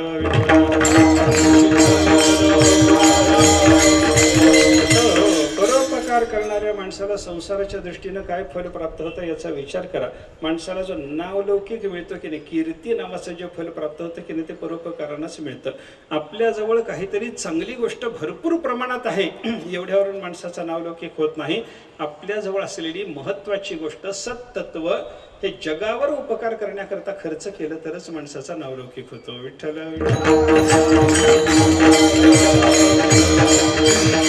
मी नेहमी उदाहरण सांगतो. एका माणसाने स्वतःला राहायला गावामध्ये 100 खोल्याचं घर बांधलं, मोठंच्या मोठं घर बांधलं, 100 बेडचं घर बांधलं त्यानं.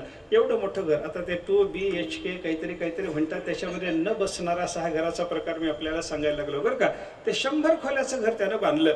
हा एक माणूस आहे. आणि दुसऱ्या माणसानं त्याच्याच भावानं गावामध्ये असलेल्या देवाच्या मंदिराच्या जवळ एक 2 खोल्याची धर्मशाळा येणाऱ्या जाणाऱ्या माणसाच्या सोयी करतात बांधली. कोणीतरी पांथस्थ येतो, थांबतो आपल्या गावामध्ये, त्याची सोय व्हावी याच्याकरता 2 खोल्याची अशी एक धर्मशाळा बांधली. मला सांगा, ज्यानं 100 खोल्याचं घर बांधले त्याचं नाव जगाला माहिती असतं का? 2 खोल्याची धर्मशाळा बांधली त्याचं नाव जगाला ठाऊक होतं? हो, कोणाचं नाव ठाऊक होतं सांगा ना. जगाला जे नाव ठाऊक होतं ते 2 खोल्यावाल्याचंच होतं. कारण काय, यानं 100 जरी बांधलेल्या असल्या तरी स्वतः करता, आणि त्यानं 2च बांधले असल्या तरी परोपकारा करता. विठ्ठल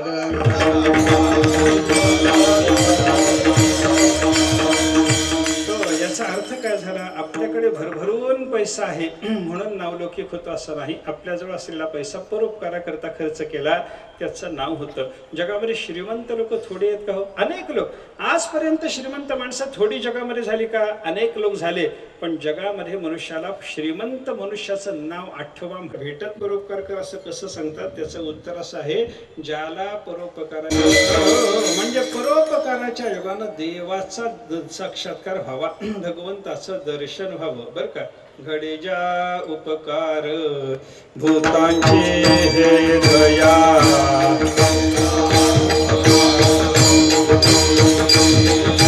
घडे ज्या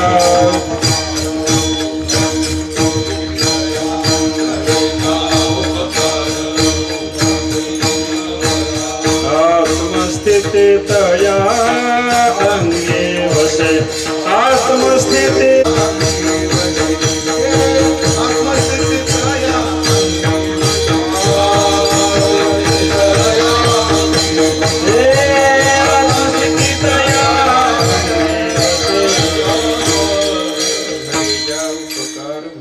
हे दया, सर्व भूतमात्रांच्या सर्वांविषयीचा दयाभाव आणि परोपकार हे ज्याला घडत राहतात त्या महात्म्याला प्राप्त होणारं फल काय?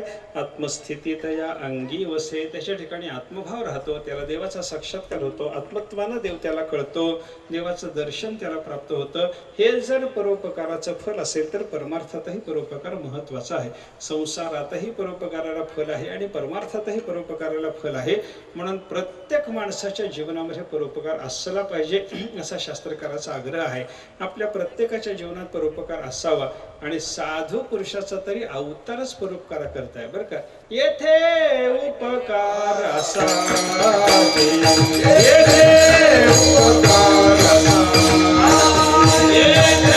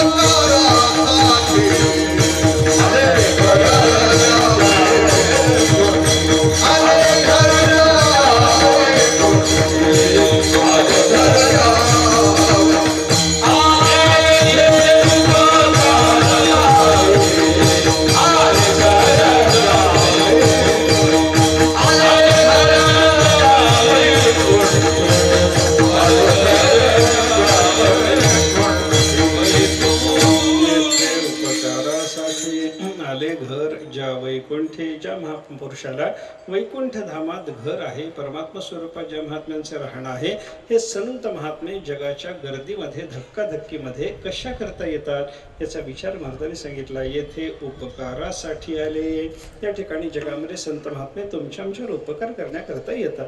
बघा ना तुम्ही कोणतंही उदाहरण जर साधू पुरुषाच्या चरित्रात पाहिलं तर आपल्यावर उपकार करण्याच्या शिवाय त्यांच्या कृतीला दुसरा कोणता उद्देशच नाही. ज्ञानोबा राय आजही आळंदी ते पंढरी चालत येतात. तुकाराम महाराज आजही आळंदी ते देहू ते पंढरपूर चालत येतात. हे जे संत महात्म्याचं, आता पंढरपूरला चालत यायचं यांना काही कारण आहे का? काही कारण नाही. ज्ञानेश्वर महाराज स्वतः पांडुरंग आहेत. अवतार पांडुरंग नाव ठेविले ज्ञानी, ते स्वतः पांडुरंग आहेत. तुका विष्णू नाही दुजा, तुकाराम महाराज स्वतः पांडुरंग आहेत. मग पांडुरंग असलेले ज्ञानेश्वर महाराज, पांडुरंग असलेले तुकाराम महाराज 350-400 वर्ष झाली, 700-750 वर्ष झाली, तरी पायी पायी चालत चालत माझी जीवीची आवडी पंढरपुराने येईन गुढी म्हणून चालत जे पंढरपूरला येतात ते काय कारण आहे? हो, एकच कारण, वारी केली पाहिजे याचं वळण आपल्याला लागावं. हा परोपकार करण्याकरता त्यांची वारी चालू आहे.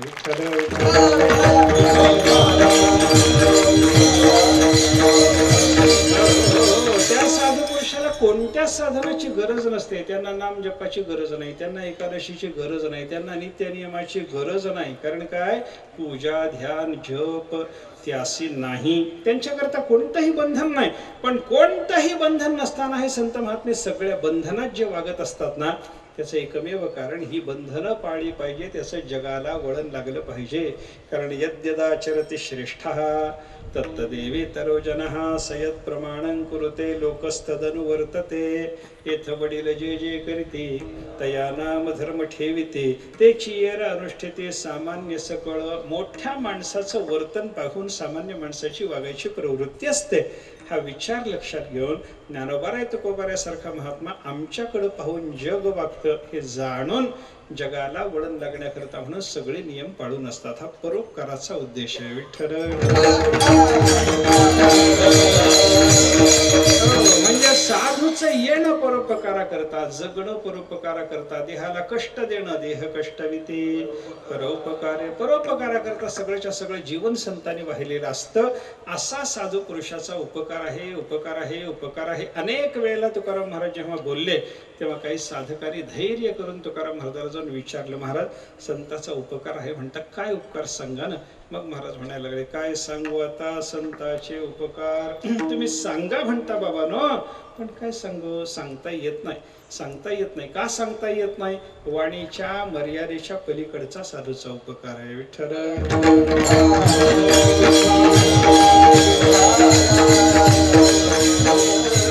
अनुभवामृतामध्ये ज्ञानोबऱ्यांनी वर्णन करताना निवृत्तीनाथ महाराजांनी कृपेनं आम्हाला ज्या अवस्थेत आणून ठेवलं, ही अवस्था वाणीच्या हातात देता येण्यासारखी नाही असं वर्णन केलं. किंबहुना श्री निवृत्ती ठेविले असो जी स्थिती, ते काय देऊ हाती वाचेची या. ज्ञानेश्वर महाराज म्हणतात, निवृत्तीनाथ महाराजांनी कृपा करून आम्हाला ज्या अवस्थेला प्राप्त करून दिलेला आहे, ही अवस्था वाणीच्या हातात देता येते का? देता येत नाही. आणि गुरूंनी दिलेली, साधूंनी प्राप्त करून दिलेली अवस्था जर वाणीच्या हातात देता येत नसेल तर संताचा उपकार वाणीनं सांगता येत नाही. म्हणून काय सांगू म्हणावं लागलं. विठ्ठल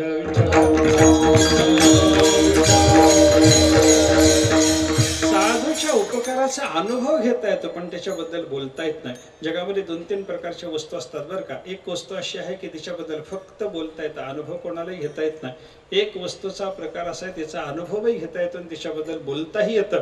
आणि एक वस्तूचा प्रकार असा आहे त्याचा फक्त अनुभव घेता येतो, त्याच्याबद्दल बोलता येत नाही. नुसतं बोलता येईल अशा वस्तू काही असतात, त्या वस्तूच्या बद्दल नुसतं बोलता येतं, अनुभव कोणालाही नाही. सशाचं शिंग बोलता आलं पण अनुभव कोणाला आहे का? हात वर करा बरं. कोणी सशाचं शिंग पाहिलं? हात वर करा. एखादा तरी मनुष्य मला सांगता का सशाचं शिंग पाहिलेला? कोणी पाहिलं नाही. याचा अर्थ काय झाला सशाचं शिंग बोलता आलं पण ते अनुभव कोणालाच घेता येत नाही त्याचा. अशा पद्धतीची ती वस्तू आहे. दुसरा वस्तूचा प्रकार कसा, तिच्याबद्दल बोलताही येतं आणि त्याचा अनुभवही घेता येतो. व्यावहारिक सत्तेतल्या जेवढ्या वस्तू असतात त्याचा अनुभवही आहे आणि त्याच्याबद्दल बोलताही येतं, अशा त्या वस्तू असतात. आणि काही वस्तू मात्र अशा आहेत की त्याचा अनुभव घेता येतो, बोलता येत नाही. साधारण व्यवहारातलं उदाहरण जर सांगायचं झालं तर साखरेची गोडी अनुभवता येते पण बोलता येत नाही. विठ्ठल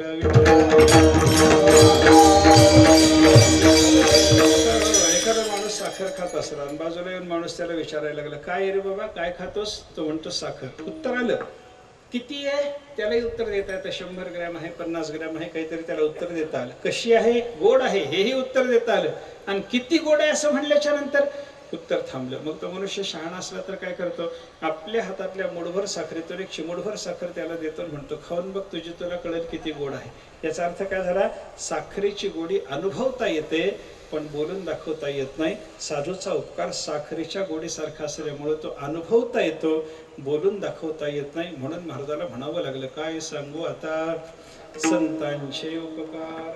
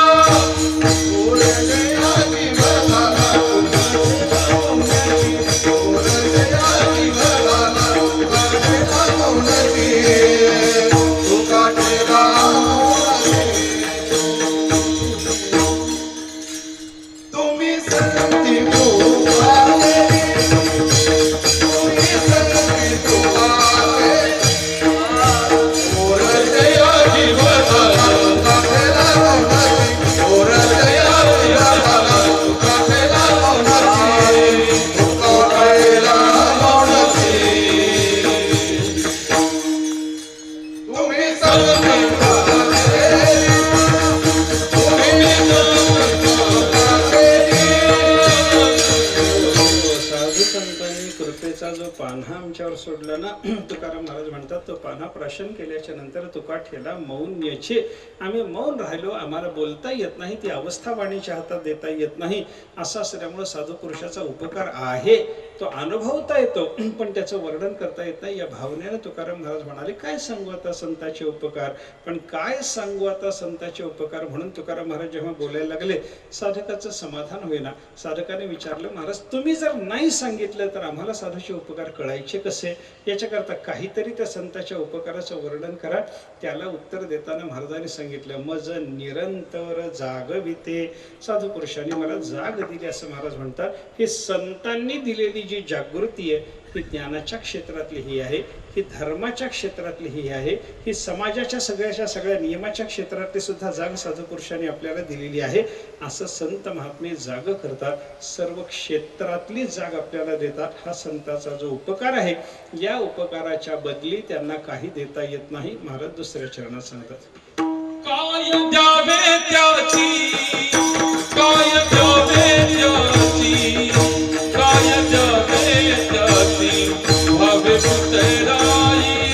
काय द्यावे त्याची, काय द्यावे त्याची, काय द्यावे त्याची भावे पुतराई.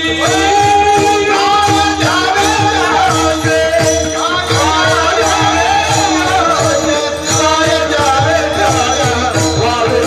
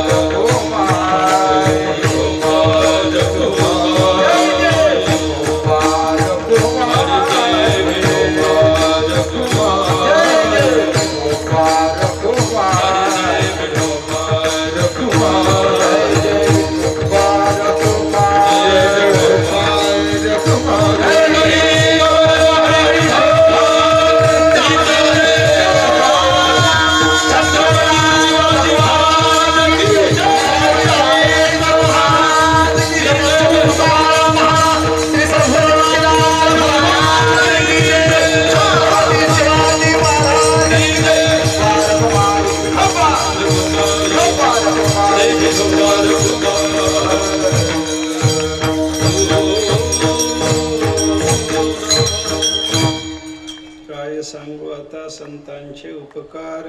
काय सांगू आता संतांचे उपकार, मज निरंतर जागविते. काय द्यावे त्यासी भावे उतराई, ठेविता हा पायी जीव थोडा. जगद्गुरु संत शिरोमणी श्री तुकाराम महाराज या भंगातून साधू पुरुषाच्या उपकाराचं स्मरण करतात. संताचा उपकार सांगा म्हणल्यावर महाराज म्हणतात सांगता येत नाही. वाणीच्या मर्यादेच्या पलीकडचा संताचा उपकार आहे. थोडक्यात सांगा, तुम्ही सांगितल्याशिवाय आम्हाला कळणार नाही म्हणल्यावर महाराजांनी सांगितलं, मज निरंतर जागविते. सर्व क्षेत्रातले साधू पुरुषांनी आम्हाला जाग दिली, हा संतांचा उपकार आहे. अज्ञानाच्या निद्रेतून संतांनी जाग केलं, हा संताचा उपकार झाला. आणि या उपकाराचं एवढं महात्म्य आहे की याच्या बदली काही देता येत नाही. उपकाराच्या बद्दल विचार जर केला तर काही लोकांचा उपकार फेडता येतो आणि काही लोकांचा उपकार फेडता येत नाही. हे साधं उदाहरण त्याच्याकरता सांगतो. आपल्याला गवळीही दूध देतो आणि आपल्याला माताही दूध देते, पण गवळ्याने दूध दिल्याचा उपकार पैसे देऊन फेडता येतो, आईने दूध पाजल्याचा उपकार पैसे देऊन फेडता येत नाही.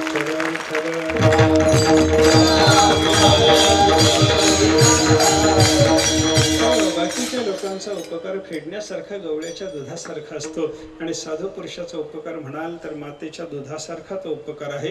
तो फेडणे शक्य नाही. म्हणून काय द्यावे त्यासी व्हावे उतराई. काय द्यावं त्या साधूच्या उपकारातून उतराई व्हावं. कधीही उतराई होता येत नाही. ठेविता हा पायी जीव थोडा. ठेवीत तो म्हणायचं नाही बरं का. मी जीव संताच्या चरणी थोडा ठेवतो आणि थोडा माझ्याजवळ ठेवून घेतो असा प्रकार चालत नाही. संताच्या चरणी जीव ठेविता.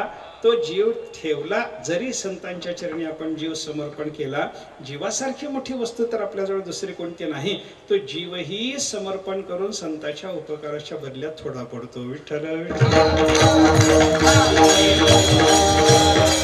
म्हणून संतांचा उपकार न फिटणारा अशा पद्धतीचा उपकार आहे. आपण त्याच्यातून उतराई होऊच शकत नाही. संताला काहीही देता येत नाही. जीव जरी दिला तरी तो थोडा पडतो म्हणल्याच्या नंतर दुसरं काय समर्पण करणार आहात. जीव देऊनही संतांचा उपकार का फिटत नाही, त्याचं कारण असं आहे, संतांनी उपकार केला म्हणजे देव आपल्या हातात दिलाय आणि आपण त्यांना जीव द्यायला लागलो. देव घ्यायचा आणि जीव द्यायचा बरोबरी होतच नाही. विठ्ठल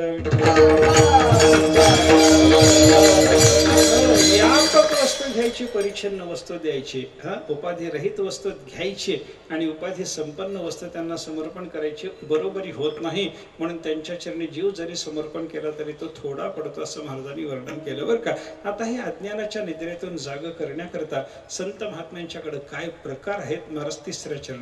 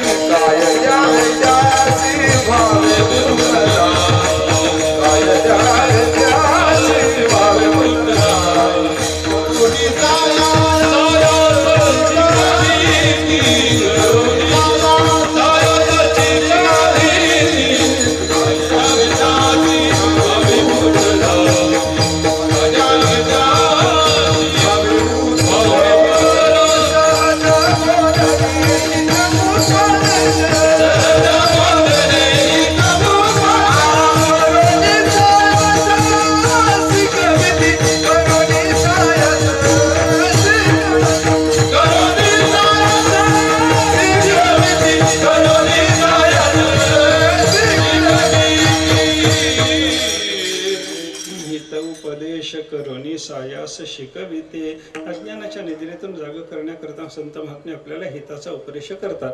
तो कसा करतात? सहज बोलण्यातून करतात. सहज बोलणे हित उपदेश.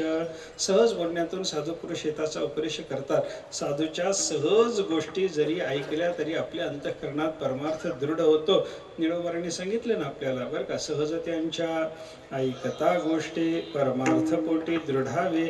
आपण त्यांची सहज गोष्ट जरी ऐकली तरी अंतःकरणामध्ये परमार्थ आपल्या दृढ व्हावा, पक्का व्हावा, अशी संत महात्म्यांची सहज बोलण्याची अवस्था असते. म्हणून सहज बोलण्यातून साधू पुरुष आपल्याला परमार्थाच्या दृष्टीनं उद्बोधन करतात. हा त्यांचा हिताचा उपदेश सहज बोलण्यातून येतो. आता सहज बोलण्यातून केलेला हिताचा उपदेश एखाद्याने स्वीकारला नाही त्याच्याकडे लक्ष दिलं नाही तर त्या साधकाला संत महात्मे सोडून देत नाहीत. करोनी सायास शिकविते. त्याच्याकरता सायास करतात, कष्ट करतात आणि त्याला काहीतरी शिकवतात आणि अज्ञानाच्या निद्रेतून जाग करतात.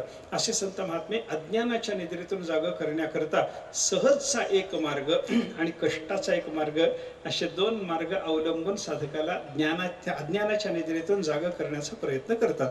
लोकांनी विचारलं, महाराज जगाकरता साधकाकरता संतांनी कष्ट करावेत, करुणी सायास शिकविते म्हणता, कष्ट करावेत, असा जगाचा आणि संताचा संबंध काय?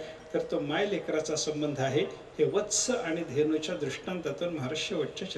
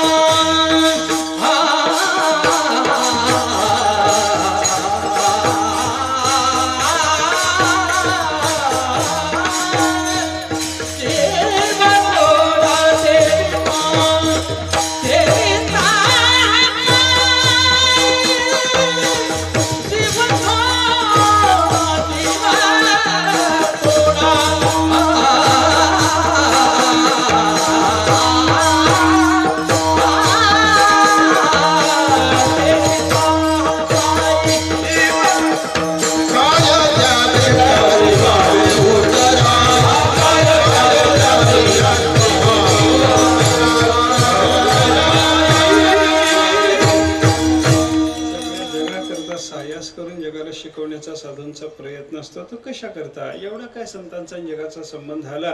त्याला उत्तर देताना महाराजांनी सांगितलं, तुका म्हणे वत्स धेनू वेचे चित्ते तैसे मज येते सांभाळित. वत्स म्हणजे वासरू आणि धेनू म्हणजे गाय. पण कोणत्याही गायला धेनू शब्द नाही बरं का. धेनू शब्दाचा अर्थ नुकतीच प्रसूत झालेली गाय. 8-15 दिवसात जिला येऊन 8-15 दिवस झालेले आहेत अशा कोवळ्या गायीला धेनू म्हणतात. आणि तिच्या पुढचं जे लहान वासरू असतं त्यालाच वत्स म्हणतात. 2-3 वर्षाचं झालं तरी वासरू म्हणता येतं, वत्स म्हणता येत नाही त्याला बरं का. अगदी कोवळ्या वासराला वत्स म्हणायचं आणि त्याला जन्म देणारी जी नुकतीच प्रसूत झालेली गाय आहे तिला धेनू म्हणायचं. त्या धेनूच्या अंतःकरणात त्या कोवळ्या वासराच्या संबंधाने जेवढा प्रेमभाव आहे, सगळ्या जगाच्या संबंधाने तेवढा प्रेमभाव संत महात्मे आपल्या हृदयात धारण करतात. म्हणून सायास करून शिकवतात, सहज बोलण्यातून हिताचा उपदेश करतात, सगळे प्रयत्न करतात आणि अज्ञानाच्या निद्रेतून आपल्याला जाग करण्याचा साधू पुरुषाचा असा प्रयत्न चालत राहतो. म्हणून त्या साधू पुरुषाचे एवढे मोठे उपकार असल्यामुळे काय द्यावे त्यासी भावे उतराई. त्या संतांना जीव जरी समर्पण केला तरी थोडा पडतो. म्हणून काय देऊ असं महाराज म्हणतात. काही देता येत नाही हे खरं आहे, म्हणून काहीच द्यायचं नाही हे खोटं आहे बरं का. साधू पुरुषांना काही देता येत नाही हे जरी खरं असलं तरी काही ठेविले चरणी तेची घेती पुरवणी तुका पाय वणी घेऊन या निराळा. आपण त्यांना जे समर्पण करू ते संत महात्मे पुरेसं करून घेतात. म्हणून आपला देह त्यांना देऊ शकतो आपण, आपली वाणी त्यांना देऊ शकतो, आपलं अंतःकरण त्यांना देऊ शकतो, आपलं जीवन संताला समर्पण करू शकतो.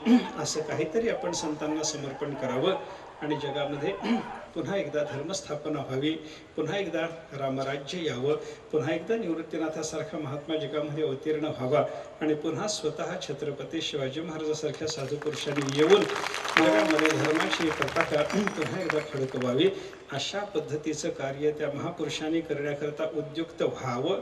याच्यासाठी या सेवेतून जर काही पुण्य निर्माण झालं असेल तर ते त्यांच्या चरणी समर्पण करून पुन्हा तुम्ही या आणि आम्हाला मार्गदर्शन करा अशी त्या साधू पुरुषांच्या चरणाला विनंती करतो. एवढ्या संख्येनं आपण मोठ्या अभिमानाने या कार्यासाठी म्हणून या ठिकाणी जमा झालात याच्याबद्दल सर्वांना धन्यवाद देतो. आणि एवढा मोठा समारंभ घडवून आणण्याचं कार्य आमच्या आदरणीय दादाभाऊंनी केलेलं असल्यामुळे त्यांना एकदा धन्यवाद देतो आणि सेवा पूर्ण करतो. ज्ञानेश्वर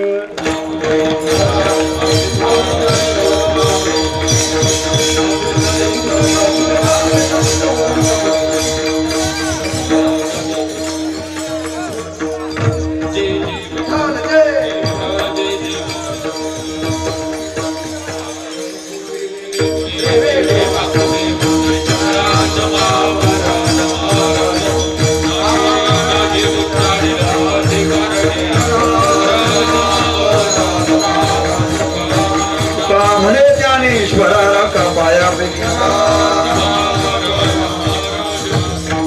आरती ज्ञानराजा महाकैवल्य तेजा सेवित साधु संत मनोरंजन माता आरती ज्ञानराजा आरुमये ज्ञान जगे एक ज्ञानाचे कोटी अवतार पालरंग नाव ठेवले ज्ञानी आरती ज्ञानराजा महाकैवल्य तेजा सेवित साधु संत महाकैवल्य